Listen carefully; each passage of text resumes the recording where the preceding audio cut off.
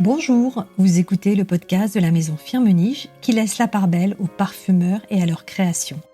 En collaboration avec le podcast La Voix du Parfum, qui fait entendre ce qui habituellement se sent, nous donnons la parole à nos parfumeurs créateurs. Ils partagent ici leur métier, leur carrière, leur passion. Ils nous racontent leur rôle au sein de la maison Firmenich et ce qui les anime chaque jour. Ils se confient sur leurs inspirations, leurs rêves et nous dévoilent aussi quelques confidences. Bonne écoute!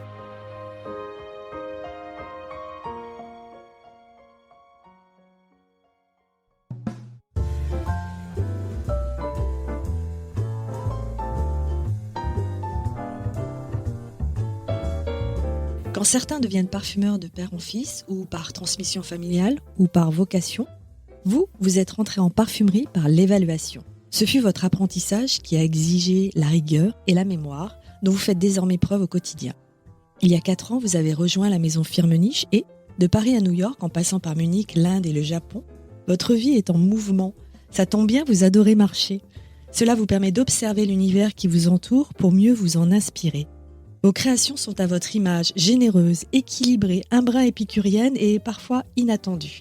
Bonjour Alexandra. Bonjour Isabelle. Parcourons votre vie de parfumeur chez Firmenich au gré de quelques traits de caractère qui vous définissent. Je disais à l'instant que vous aimiez marcher, bouger, observer l'univers qui vous entoure. Comment vos voyages sont-ils parfois à la source de vos créations ?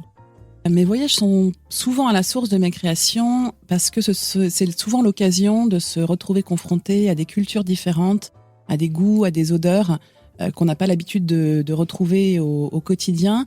Et c'est vrai que souvent un plat, un accord d'épices peut être à l'origine d'une idée créative pour la parfumerie. Ces voyages, ils sont guidés par votre curiosité naturelle, innée, qui est en vous et qui évolue. Comment elle évolue, cette curiosité, au fil du temps, alors que votre nez, très jeune, aimait à toujours sentir de nouvelles odeurs ? La curiosité, pour moi, c'est une des qualités principales d'un parfumeur. Je pense que tous, autant que nous sommes, on a cette curiosité au fond de nous. Je pense qu'on ne se serait pas retrouvé dans ce métier si on n'avait pas été curieux des autres, curieux des goûts, curieux des odeurs. Voilà, c'est notre essence pour avancer. Et ça demande d'autres qualités également. Lesquelles, justement ? La pugnacité. Je pense qu'il faut être pugnace, il faut avoir des compétences presque de marathonien. Aujourd'hui, en 2023, quand on développe un parfum, ce sont souvent des étapes qui peuvent être parfois longues. Il faut qu'on soit derrière chaque instant, qu'on ait le courage d'avancer, de ne pas lâcher. C'est vrai que la curiosité et la pugnacité, ça fait partie des 2 qualités qui me semblent être importantes pour être parfumeur. Et j'ai envie de dire le sens du goût. Le sens du goût, le sens du beau. Je pense que quand on crée un parfum, il faut toujours garder en tête qu'il faut que ça sente bon. Et voilà, c'est vrai que moi, j'aime avoir cette idée un peu en toile de fond, le sens du beau. Et ces qualités, donc vous les expérimentez en ce moment à New York, en particulier, depuis 1 an, comme parfumeur de la maison Firmenich. Comment cette ville vous nourrit dans votre création ? C'est une ville un peu à part, quand même. C'est une ville un peu à part qui a toujours été dans ma vie. Avant d'être chez Firmenich, j'ai été formée en Allemagne. J'ai ensuite rejoint l'équipe de Paris.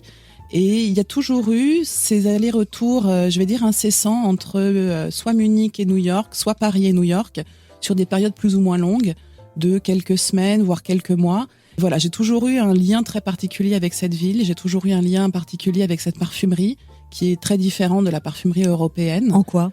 En quoi ? C'est une parfumerie où il y a un terme très important dans la parfumerie américaine qui est le clean. Voilà, qu'on utilise beaucoup moins dans la parfumerie française, dans la parfumerie parisienne, dans la parfumerie européenne. Et ce sens du clean, c'est un environnement olfactif qui m'a toujours beaucoup plu. J'ai toujours eu beaucoup d'affection pour les odeurs de linge propre, pour les odeurs un peu aldéhydées, pour les odeurs un peu fruitées, les odeurs de shampoing. Et c'est vrai que ce sont des thèmes olfactifs qu'on retrouve de manière assez récurrente dans la parfumerie américaine. Comment vous l'expliquez ? C'est historiquement, culturellement, quelque chose de prégnant dans la société et dans l'art de faire la parfumerie américaine ? Alors oui, c'est quelque chose de très présent. Alors moi, c'est mon interprétation. J'ai le sentiment que les Américains ont un rapport au linge propre qui est unique. C'est-à-dire que quand vous allez dans le métro à New York, Les gens portent du parfum ou pas, ça dépend, mais vous sentirez toujours cette odeur de linge propre. Chez tout le monde, cette odeur, cette odeur de lessive qui est pour moi très caractéristique des États-Unis, l'odeur du Tide, qui est une marque de détergent pour le linge américaine. On la retrouve partout. Ils ont une vraie tendance à surdoser leur détergent. Je pense que le détergent lui-même est extrêmement parfumé, avec des parfums qui sont micro-encapsulés pour pouvoir relarguer le parfum au fur et à mesure dans le temps. Ils utilisent volontiers des lingettes dans les sèche-linges pour parfumer encore plus le linge. Donc vous avez cette odeur de propre qui est toujours dans l'air. Vous expérimentez donc tout ça à New York. Au sein de la maison de Firmenich, quel est votre rôle ? Même si vous êtes à New York, quelle est votre fonction aujourd'hui ? Alors moi aujourd'hui je suis parfumeur chez Firmenich. Mon rôle c'est de créer des parfums, de développer des parfums pour des projets et des marques spécifiques. Alors l'avantage qu'on a chez Firmenich, c'est qu'on a un portefeuille de clients très très large. On a cette possibilité de s'exprimer sur tout un tas de projets avec des spectres olfactifs très très différents. Avec une palette, la palette Firmenich est très réputée, j'imagine que c'est une belle source d'inspiration aussi. Avec une palette incroyable. Ça c'est vrai que quand j'ai rejoint Firmenich il y a 4 ans, on m'a mis entre les mains la boîte de bonbons. Alors ce que moi j'appelle la boîte de bonbons, c'était cette boîte avec tous ces petits flacons et les différentes matières premières captives de chez Firmenich que je n'avais jamais eu l'occasion de sentir auparavant, dont j'avais entendu parler. À l'époque, il y en avait presque 100, ce qui est vraiment, vraiment énorme. C'est-à-dire que, enfin voilà, je connais pas le nombre de captifs des autres maisons de composition, mais 100 captifs chez Firmenich, c'est beaucoup. Alors, il y a des matières premières qui ressemblent à des choses que je pouvais connaître auparavant, donc avec des tonalités un peu différentes, des nuances un peu différentes. Il y en a certaines autres qui, pour moi, ont été presque des nouvelles couleurs. Par exemple, il y a une matière première qui s'appelle le sarioxane, qui est très particulière, qui est une note à la fois aromatique, un petit peu soufrée. Alors, elle s'appelle sarioxane parce que je pense qu'ils ont eu envie de mettre un peu en évidence le lien avec la sarriette. Moi, j'aime beaucoup cette note très soufrée, très particulière, avec énormément d'impact, très difficile à dompter. Comment vous la décririez pour nos auditeurs qui ne la voient pas, dont le nom évoquerait une autre plante, un environnement ? Alors oui, effectivement, il y a cette facette aromatique que le nom évoque, mais vous allez aussi retrouver quelque chose d'un peu soufré, qui sent presque un peu le pamplemousse, un petit peu le cassis, et aussi ce côté un peu cannabis qu'on peut retrouver sur certaines notes un peu pamplemousse. Mais vraiment, la tonalité de cette molécule est unique. Je n'avais jamais senti quelque chose de tel auparavant. Vous l'avez utilisé dans un Je l'ai utilisé récemment dans une bougie pour la marque Astier de Villatte, que vous connaissez peut-être, et la bougie s'appelle Kingston. Donc vous pouvez imaginer un peu l'histoire qui se cache derrière cette bougie, et je l'ai associée au vétiver. Donc il y a cette espèce de combinaison avec le vétiver très élégant, très riche, et ce départ nerveux du sarioxane qui évoque ce qu'on peut imaginer quand on parle de Kingston. Qu'est-ce que vous avez appris au sein de l'entreprise depuis 4 ans ? J'ai appris énormément de choses, donc c'est vrai que là j'ai du mal un peu à faire mais bon, ce qu'il faut savoir, c'est que le métier de parfumeur, c'est un métier où on apprend tous les jours. Je pense que c'est une des richesses de ce métier depuis le début de sa carrière jusqu'au dernier jour. Je sais que vous avez reçu des parfumeurs beaucoup plus expérimentés que moi, et j'ai un peu eu l'impression que c'était aussi ce qu'ils vous disaient, c'est un métier où on apprend jusqu'au bout. En effet. Donc c'est aussi peut-être pour ça que c'est un métier qu'on a du mal à quitter. Mais j'ai appris à travailler avec cette fameuse palette dont on parlait auparavant. J'ai appris à travailler en équipe. C'était quelque chose que je faisais déjà, mais je continue de développer. C'est vraiment quelque chose qui me tient à cœur et que j'apprécie énormément dans cette société. En 3 mots, qu'est-ce qui vous plaît le plus dans votre travail ?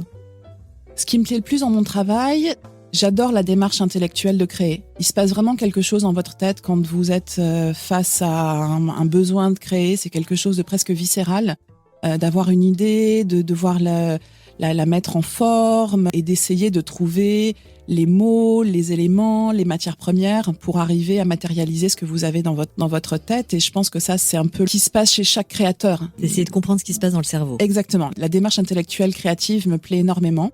Ensuite, moi, j'aime travailler avec les équipes de développement, les évaluateurs, certains commerciaux, certains parfumeurs. Je trouve qu'il y a le chemin, en fait, qu'on effectue tout au long d'un projet. Il se passe quelque chose d'extrêmement enrichissant. Alors, comme on le disait tout à l'heure, vous avez débuté à Munich par l'évaluation. Racontez-nous cette période. J'ai une formation assez classique à l'ISIPCA. J'ai fait mes 2 premières années d'études d'ISIPCA en alternance dans une petite structure à Grasse.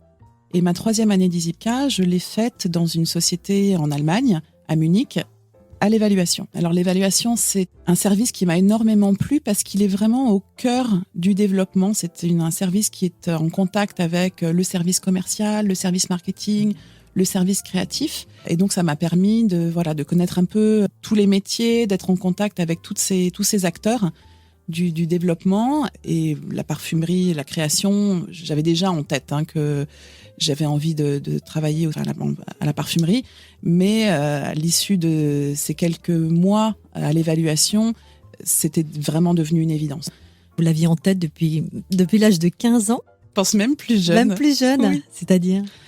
En fait, j'ai toujours eu une sensibilité particulière aux odeurs. Quand j'étais petite, j'étais presque un peu le chien de cirque de la maison. Oh.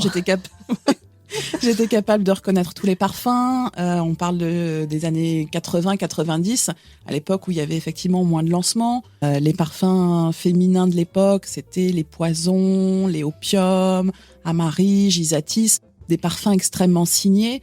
Et très petite, j'ai toujours été capable de reconnaître tous ces parfums assez facilement. Et donc, c'était devenu un jeu au sein de ma famille, des amis de mes parents. J'étais capable de reconnaître tous les parfums. Et un jour, il y a une amie de ma mère qui m'a parlé d'une émission qu'elle avait vue à la télévision où il présentait l'ISIPCA, qui était cette école à Versailles qui formait au métier de la parfumerie. Et donc, c'était quelque chose d'assez unique. Je vous parle d'une époque où il n'y avait pas d'Internet, ou quand on voulait un peu se renseigner sur des formations, on allait à la bibliothèque, au centre de documentation du collège, du lycée. Donc voilà, j'ai mené un peu mon enquête. J'ai effectivement trouvé l'ISIPCA. J'ai commencé à aller à l'ISIPCA aux journées portes ouvertes. Je devais avoir 13-14 ans. Et là, j'ai découvert des odeurs, des matières premières, un laboratoire, des étudiants, des professionnels. Et j'ai su que c'était là où j'avais envie d'aller, de mener mes études et ma vie professionnelle. Alors, non seulement un lieu, mais aussi une rencontre a été révélatrice. Racontez-nous la rencontre avec Françoise Caron. Oui, c'est vrai que j'ai rencontré parmi d'autres professionnels de l'industrie au cours de ces journées portes ouvertes Françoise Caron. Je devais avoir, je pense, peut-être 13-14 ans. Ça devait être impressionnant, non ? Non, parce que quand vous avez 13 ou 14 ans, pour moi, Françoise Caron, ce n'était pas la personne que j'admire aujourd'hui. C'était une dame, une belle dame d'ailleurs, qui faisait un métier qui me fascinait, avec qui j'ai eu l'occasion d'échanger, comme une adolescente fascinée par un métier. L'environnement professionnel, c'était juste un rêve. Qu'est-ce qu'elle vous a dit ? Comment elle vous a accueilli ou conforté dans cette idée toute neuve ? Elle était très intéressée, très ouverte, très ouverte au dialogue.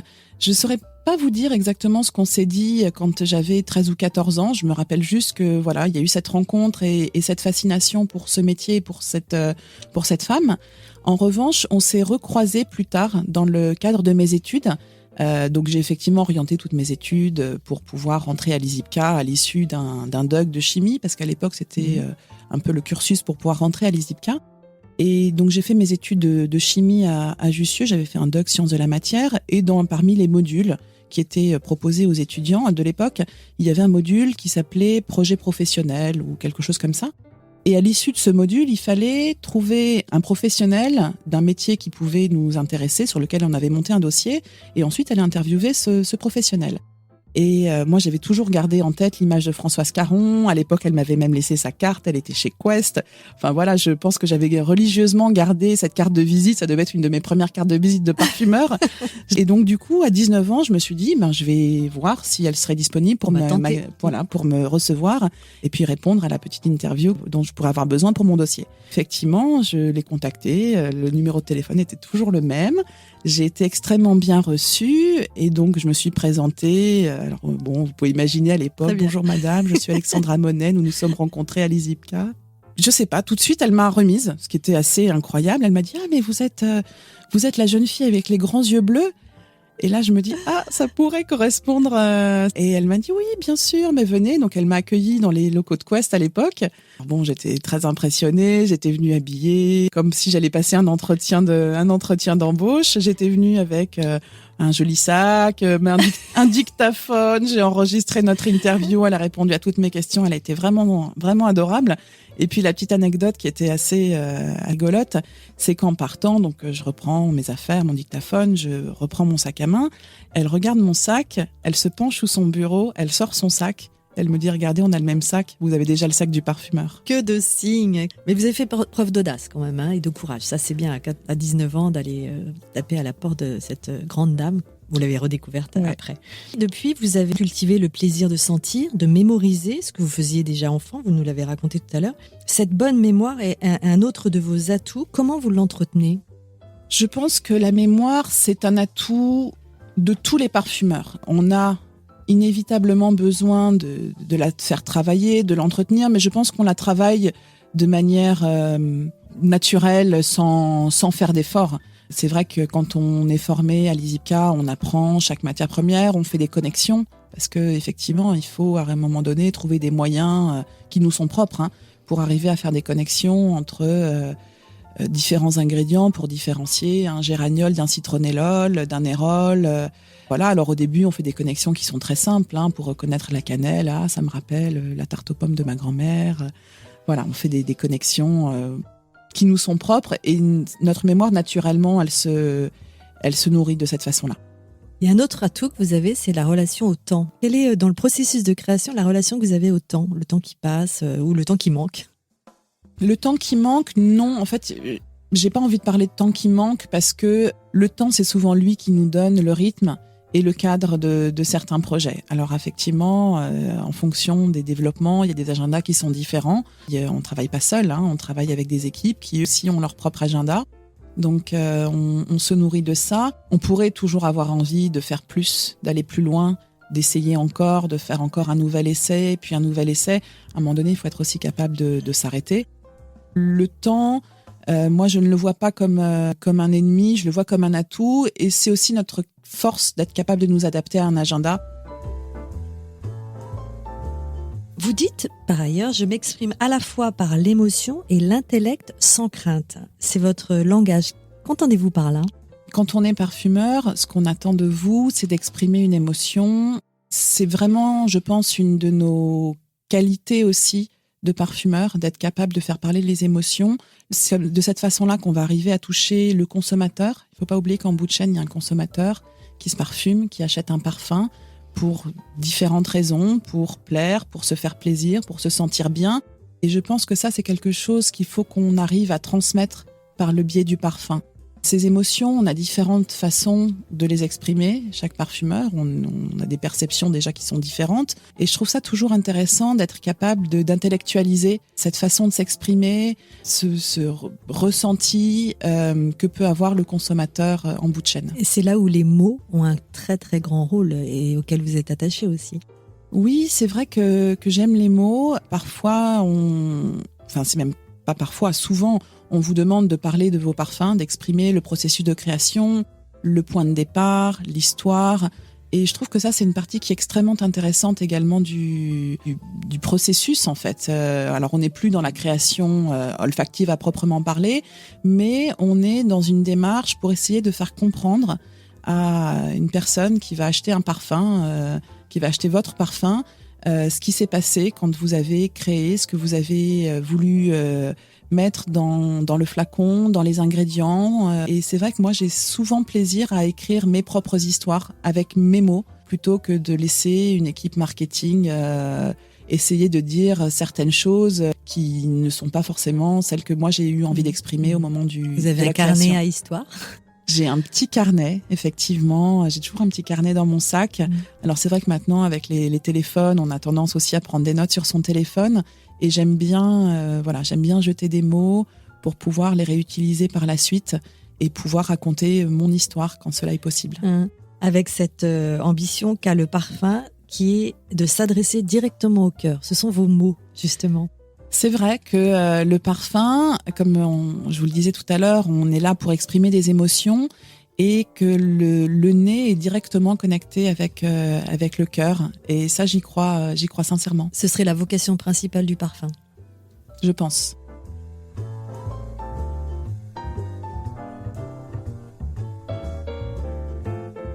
Quels seraient les thèmes qui qualifieraient, pour parler au cœur, votre signature ?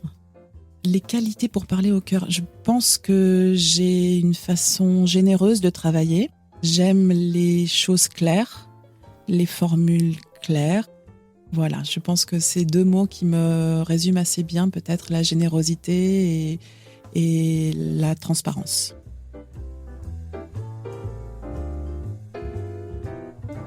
Une autre facette de votre personnalité est le besoin d'être seul, de se poser ou de voyager seul. En quoi cette solitude est peut-être enrichissante dans le processus de création ?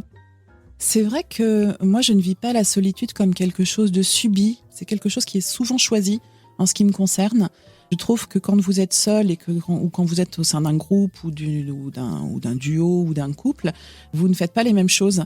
Donc je trouve ça assez intéressant de pouvoir explorer différentes facettes, différentes approches. J'ai souvent eu l'occasion de voyager seule. Alors parfois par choix, parfois de manière un peu plus subie, mais j'ai réussi à chaque fois à tirer parti de cette situation. Vous ne voyez pas les mêmes choses quand vous êtes seul. Je pense que votre regard n'est pas du tout affûté de la même manière. Vous ne rencontrez pas les mêmes personnes quand vous êtes seul. Les choses que vous voyez sans être accompagné, moi, m'ont permis, en tout cas, de découvrir énormément de choses, des endroits, des goûts. Ouais, j'ai énormément d'affection pour la solitude, parfois. Aujourd'hui, avec l'expérience acquise, est-ce que vous pourriez dire que votre approche de la création est plus libre, plus souple ? Qu'est-ce que vous mettriez derrière ce mot-là ? Plus libre, plus souple. J'ai jamais eu l'impression de me sentir contrainte dans la création, parce que effectivement il y a des développements qui sont plus contraignants que d'autres et d'autres qui sont plus souples et plus libres. Et c'est vrai que l'avantage d'être dans une société comme Firmenich, c'est qu'on peut un peu se frotter à tous ces projets avec plus ou moins de liberté. Moi, j'ai constaté malgré tout que parfois la contrainte, c'est aussi un bon moyen de challenger sa propre créativité. Parfois, c'est dur quand on vous dit « fais ce que tu veux ». T'as pas de limite de prix, pas de limite de temps, pas de contrainte de safety. Alors effectivement, ça paraît être un rêve éveillé. C'est effectivement parfois extrêmement intéressant. Mais ça m'est arrivé aussi parfois de créer avec des contraintes, notamment je pense à des contraintes réglementaires qui peuvent être un petit peu surprenantes dans un premier temps ou un peu limitantes, mais qui vous donnent l'occasion d'aller chercher de nouvelles matières premières, de réfléchir à votre formulation de manière complètement différente. Je pense là aujourd'hui à une marque qui vient de sortir, qui s'appelle La Bouche Rouge, pour laquelle j'ai travaillé, avec laquelle Firmenich a énormément collaboré. Voilà, il y a une collection de parfums qui vient de sortir. Les contraintes réglementaires étaient assez drastiques. On a travaillé avec des matières premières, principalement ce qu'on appelle upcyclées, donc qui sont issues d'une démarche soutenable extrêmement élevée. Et je trouve qu'on est arrivé à développer des parfums qui sont délicieux. J'ai pris beaucoup de plaisir à travailler avec le propriétaire de cette marque. Et c'est vraiment une marque que je vous invite à découvrir parce qu'ils ont fait de très très belles choses.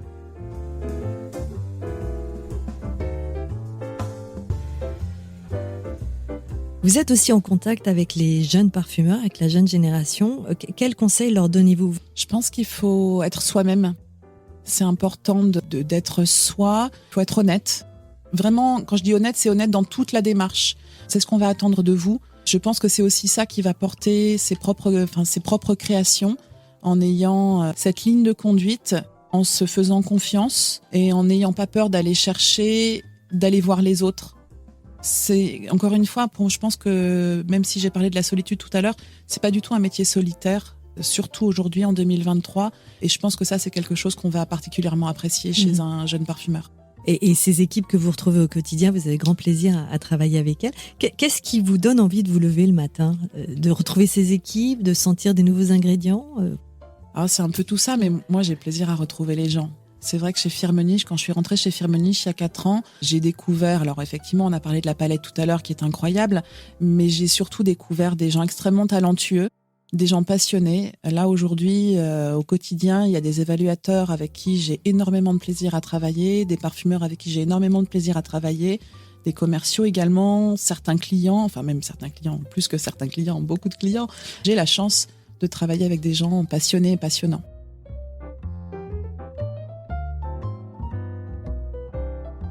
Quel est le plus grand risque que vous ayez pris dans votre carrière?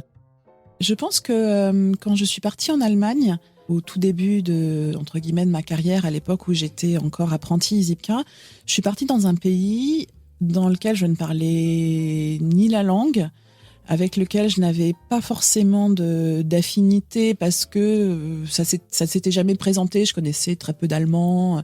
Et en fait, j'ai découvert un environnement professionnel extrêmement inspirant, extrêmement bienveillant. J'ai eu l'impression de prendre un risque à ce moment-là. Et en fait, avec le recul, je pense que j'ai eu énormément de chance d'être formée, de commencer ma carrière en Allemagne. L'Allemagne, c'est un pays où effectivement, on a tout de suite cette image de rigueur. Mais je pense que dans une formation, la rigueur, c'est important. Il faut se donner du mal, il faut prendre le temps. Et j'ai eu énormément de plaisir, à travailler avec tous ces gens qui ont été extrêmement généreux. Finalement, à l'époque, j'ai eu l'impression, à 22 ans, de vivre ça comme un risque. Et aujourd'hui, je me dis que ça a été une de mes plus grandes chances. Vous venez de regarder en arrière. Aujourd'hui, je vous propose de regarder dans 5 ou 10 ans. On vous donne une baguette magique. Comment vous vous voyez? Une baguette magique, comment je me vois? Où aimeriez-vous être? Qu'est-ce que vous aimeriez imaginer, vous projeter?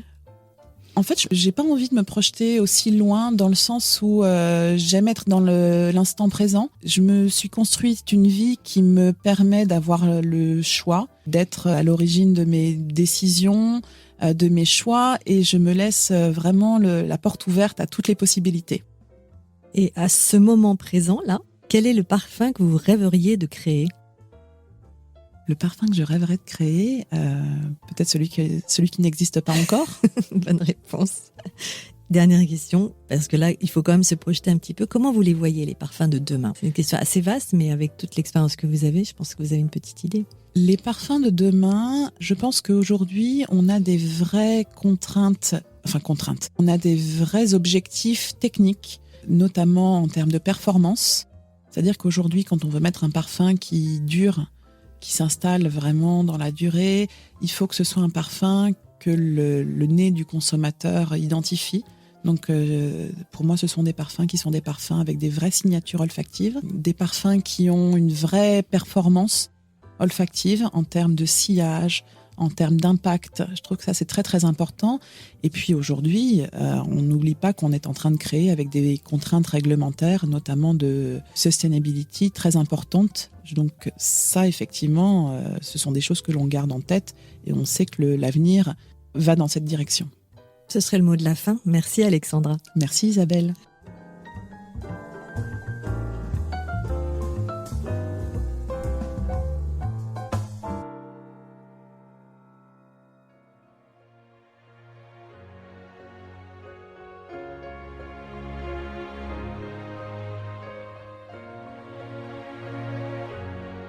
Merci, chers auditeurs et auditrices, de nous avoir suivis.